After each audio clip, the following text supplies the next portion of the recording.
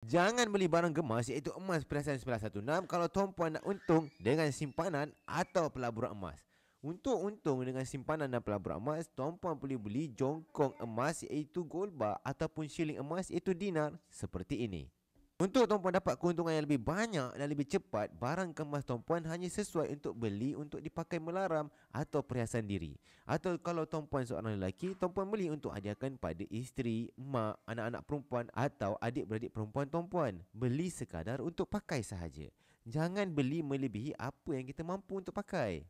Barang kemas ada kerugian daripada sudut margin spread yang lebih tinggi iaitu sekitar 25 hingga 40%. Tuan-puan mungkin tak rugi tapi tuan-puan perlukan jangka masa yang lebih panjang untuk dapat keuntungan atau at least balik modal. Sebagai contoh, kalau spread 25 hingga 40%, tuan-puan kena tunggu sekitar 5 tahun untuk baru nak balik modal ataupun paling cepat mungkin 3 tahun.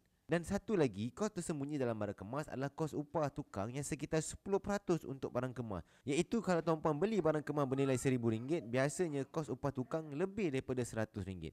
Yang mana kos upah tukang ini adalah belanja hangus. Jangan terkejut bila nak jual, tauke kedai emas tersebut tak masukkan kos upah tukang tersebut. Pastikan beli emas yang betul mengikut matlamat tuan-puan beli emas. Kalau nak beli untuk simpanan dan pelaburan, beli dinar atau gold bar. Boleh mula serendah RM100 atau 1 gram di Public Gold.